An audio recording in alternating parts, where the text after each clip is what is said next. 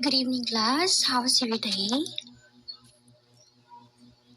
Okay, before we start our class tonight, we should pray first. Okay, let us pray.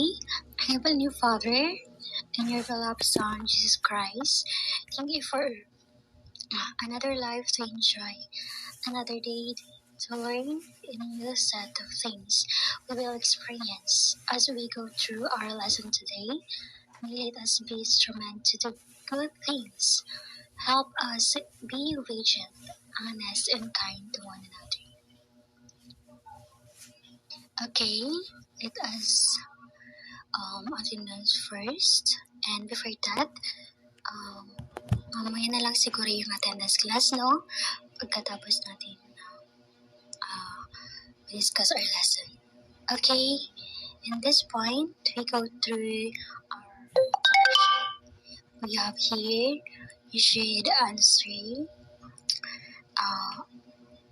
yung motivation na prepare ko. Okay, tapos na ba? Okay, let's go to our objective for this night. Okay, first, at the end of the lesson, the student will be able to A. Define what is lard, B. Explain the benefits and uses of lard in baking, and C. And last, appreciate the health and benefits of lard. Okay, what is lard? Lard is the melted fat of a pig which is used as a fat in cooking, baking, and deep frying. It has creamy white color and a flavor that ranges from mildly porky to neutral, flavoredness and odorless depending on the variety brand and how it's made. So, I know most of you familiar with lard. Minsan nga guys, no, yung taba ng baboy, minsan ginagamit natin ito para substitute sa ginagamit natin na oil every time nagluluto tayo. Kasi one of the kaganda ng lard is mayroon siyang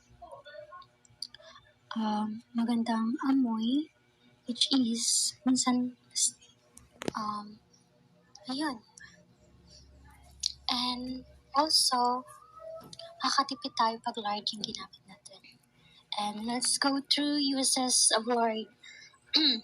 Lard is a cooking fat that can be used for baking, sauteing, grilling, or frying.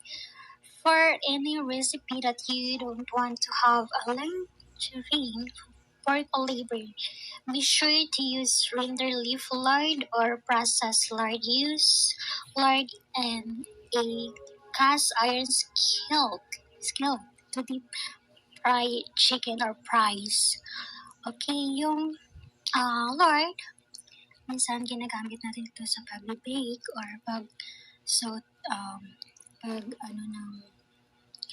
mag-isa ng mga gulay or pag-grill and also frying. So, one of the uses of lard is a melted fat of pigs, and it's popular fat for cooking and baking, especially flavored by bakers who love the flaky texture. It imparts to pastries and other baked goods. So, some of the bakers ay ginagamit itong lard, which is yung taba na galing sa baboy. So, nakadepende yun sa inyo. Guys, class, kung mas prefer yung gamitin yung lard for example sa pag-bake or sa pagluluto. And we have a varieties of lard. There are 3 main varieties of lard. So, first variety of lard is what we call render lard, which is pork fat that has been melted, then filtered and chilled. And number two, processed lard. Okay, processed lard, it has been melted, filtered, and then hydrogenated to make it shelf stable. And lastly, leaf lard. It's made from the visceral fat that encircles the pig kidneys and is considered the highest grade of lard. Its flavor is mild and unporky, and it's soft, creamy, and sweetable, and it's particularly prized by bakers who love the flaky texture it's in part to pastries and other baked goods. And also, we have a health benefits of lard. So number one, vitamin D. Lard is the number two food source for vitamin D, only trailing cod liver oil.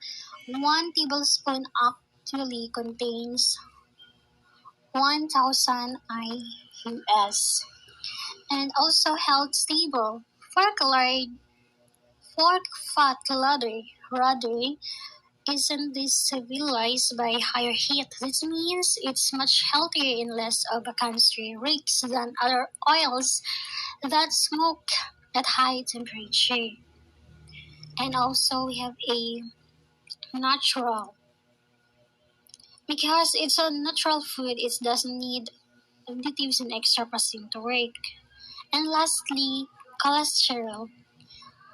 Butter, con- butter contains about 3 times as much cholesterol as pork lard. For this reason, lard is a great low cholesterol butter substitute. Kaya, that's why minsan yung mga bakers or other individuals, mas prefer nila yung ginagamit yung lard because of that. Okay? Thank you for your cooperation, class. And dito nagtatapos ang ating discussion. So good morning, class. Our report for today it's all about cake, but before we start, let's read our objective. Define what are the ingredients of cake, appreciate the value of ingredients of cake in baking, and explain the types of cake. So for your class, what is cake? Cake, it's from sweet dessert, is typically baked in all this firm cake were modification of bread, but cakes now cover a wide range of preparation that can be simple, elaborate, and that share future with other desserts such as pastry and more on. So, cake dati class is a normal cake lang. But now, ang cake natin ngayon, it's more on decoration and cover siya sa wine rich, which is mga icing and mga pwede naton i-cover sa aton nga cake. So types of cake. Butter cake. A butter cake is a cake in which one of the main ingredients is butter. Butter cake is baked with basic ingredients: butter, sugar, egg, flour, and leavening agents such as baking powder and baking soda. So butter cake is a common types of cake which is ingredients sa sina is nakafocuses on butter, which is amo na siya ang cake nga permi natin mabakal sa mga bakery kay ang ginagamitan is butter, and common uses of ingredients is leavening agent, baking soda, or baking powder. So chocolate cake. Chocolate cake is called a chocolate cake because of flavor used to make it either chocolate or cocoa or both. So chocolate cake, tawag siya nga chocolate cake it because of the flavor and the texture of chocolate, which is pwede mo siya gawing cocoa or chocolate cake. So chiffon cake.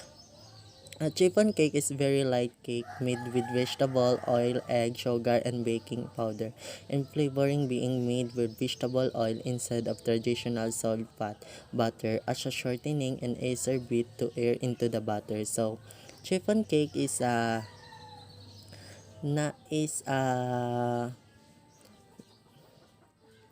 cake made with vegetable, which is amo na siya ang mga atong makita naton nga na vegetable oil nga cake nga mananam na siya, and also it's like a chiffon cake. Basta nakikita natin yan sa mga bakery. Cheesecake. Cheesecake is sweetest dessert consists of one of the more layers. That main thickest layer consider the mixture soup and cheese egg. So cheesecake, from the word cheesecake, it's also known as a cheesecake. It's a cake which is more on cheese, and yes, same process, and matawag to siya nga spoon cake. So what the ingredients of used in baking cake? Cake flour is parts the important ingredients. Cake mix create the basic structure of entire cake. So cake flour is one of the important ingredients. Kung wala na siya, hindi tayo makabuo ng cake, which is a major component ng cake flour is gluten, which is provide the way of cake to blind itself. So second is ordinary dry. We always use the ordinary dry in our baking. So the ordinary dry is common use on our baking because of organic milk and butter, which is gahatag siya sang organic farmers use traditional method milk production with focus on taste and rather on convenience. So free range and organic egg. When it's come of baking, a cake egg hold a survivance functions. There are main purpose of a blender to keep the finished product interact the held together. So egg is the most important ingredients of making cake. So if without egg, hindi ta makaibumot sang icing cake. So icing and cake. So full fat milk. The most common type of liquid used in cake mix is milk. So we all also know that most common type ng ginahimo sang cake is milk. Ay flavoring sang cake is milk, and also liquid, and also juice. And next is castor sugar, not a granulated sugar.